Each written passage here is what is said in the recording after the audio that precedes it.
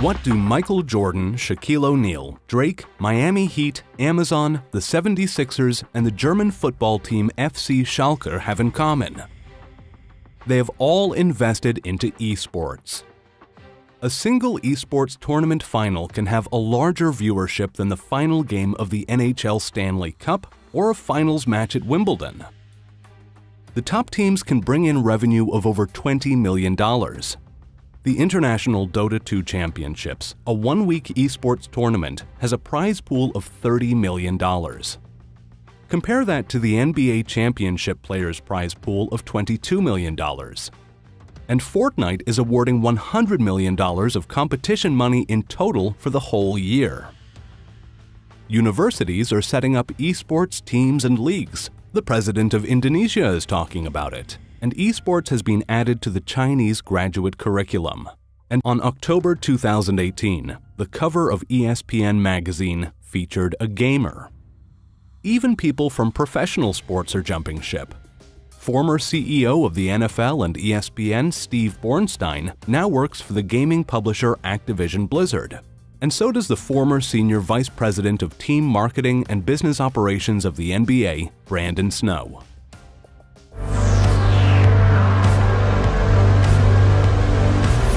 The excitement and buzz around esports comes down to the growing number of people watching it. The Stanley Cup had 8.7 million viewers for the final game.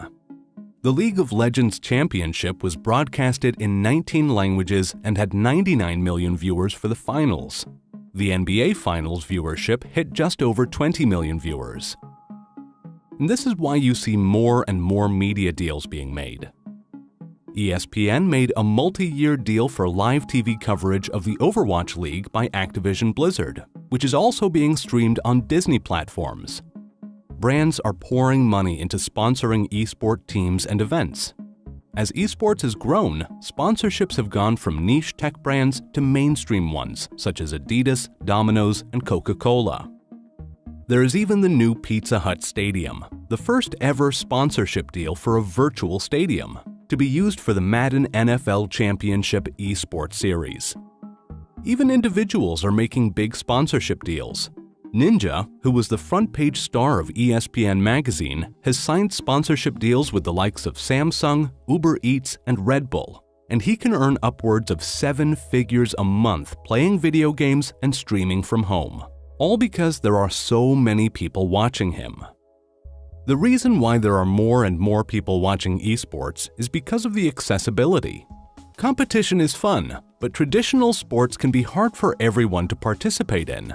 Basketball courts and football pitches require a lot of space and money to build, and each sport is suited for specific body types. For the inaugural Fortnite World Cup, 40 million players from around the world participated in trying to qualify to make it to the tournament where 100 players competed. Also, the number of competitive games that are being turned into esports keeps on growing. Take a video game such as FIFA for playing soccer. FIFA has its own eWorld Cup, but you also have countries creating their own professional esport leagues. The Premier League in England have just started their own esports FIFA league. MLS have their own competitive league as well, and more independent leagues are being created. And that's just for soccer. Other sports have their own esports leagues as well, from the NFL to Formula One, while Major League Baseball has launched a league in China. Then there are leagues just for universities. Students are getting full scholarships for being esport players. They're competing with other universities nationally and around the world. There are also leagues and competitions within the universities themselves. The same thing is also happening on a high school level. With all this massive growth, there are 3 main ways that people are investing into esports. The first way is by investing directly into teams. People are also investing into esport companies such as gaming publishers. And you even have real estate investments such as arenas, hotels, and bars.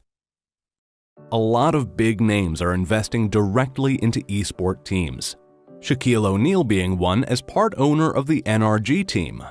In 2016, the Philadelphia 76ers became the first North American sports team to own an esports team. For some esport leagues, you need to buy a franchise to compete. For League of Legends, it cost $10 million for a franchise in 2017.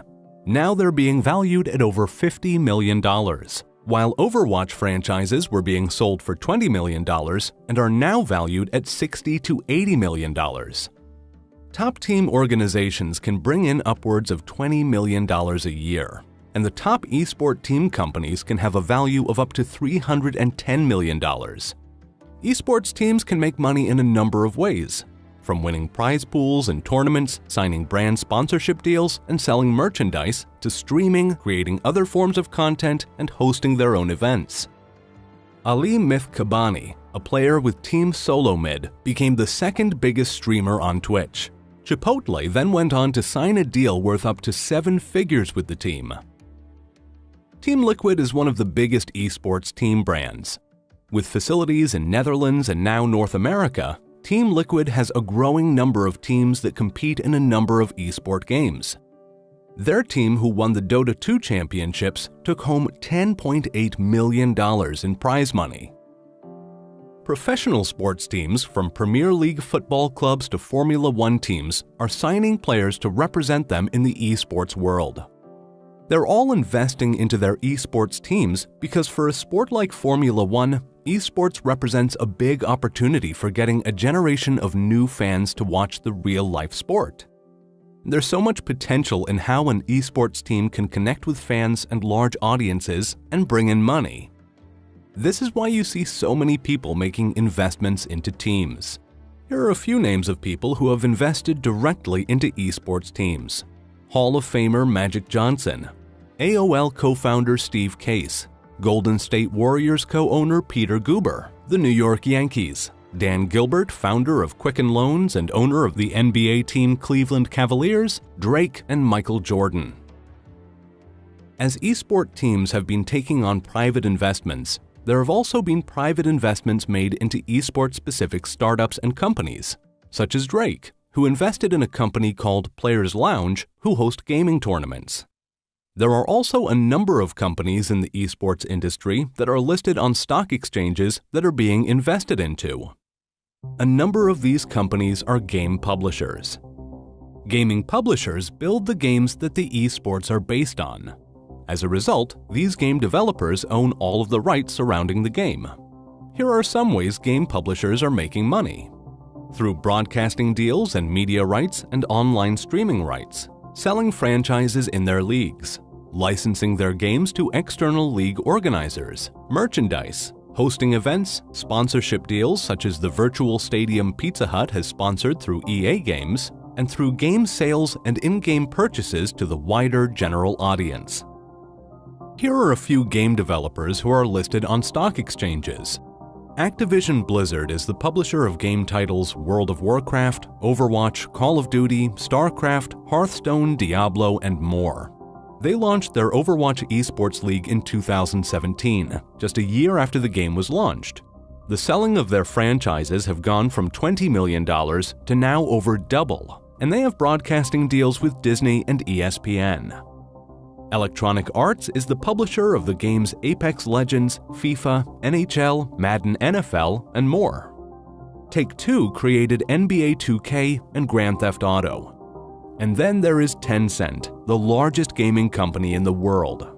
They own 40% of Epic Games, which owns Fortnite, a 10% stake in Bluehole Studios, publisher of PlayerUnknown's Battleground, a 5% stake in Activision Blizzard, and a 5% stake in Ubisoft. Riot Games, who is the publisher of League of Legends, is fully owned by Tencent.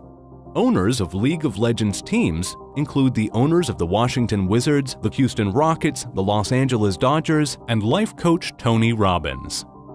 While Amazon bought Twitch, the live streaming platform for gamers which is banned in China, Tencent invested in Huya, which is listed on the New York Stock Exchange, and Douyu, listed on the Nasdaq, two companies that are the leading live streaming platforms for esports in China.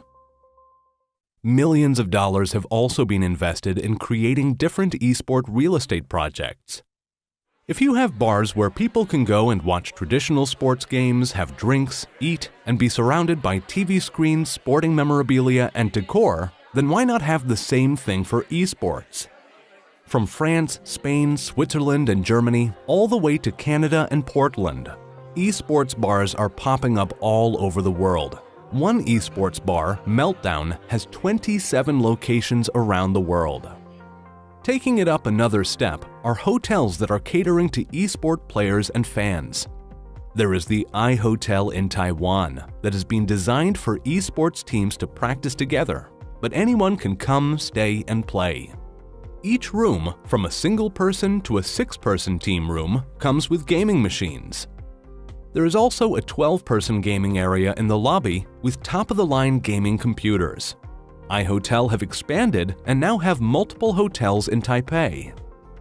And lastly, you have real estate projects that are building independent esporting arenas, like the Cyber Games Arena in Hong Kong. The space hosts training areas, a competitive arena for up to 80 players, and streaming and television broadcast studios. It also has a VR zone, cafe, mobile gaming zone, and a stage. Cyber Games Arena is looking to host over 100 local and international competitions a year, but anyone can come and play themselves. Hourly rates to use the computers start at $3. The arena is expected to bring in 1.2 million visitors a year, and the entire project cost $3.8 million to build. It's just another way people are investing into the esports industry. An industry where the winner of a tournament can make more money than Tiger Woods winning a PGA Masters. An industry that can sell out the Staples Center and Madison Square Garden. An industry that could reach 645 million viewers by the year 2022, about double the population of the United States. The best investments into esports will be the ones that are centered around the fans. Investments that build the best relationships with them.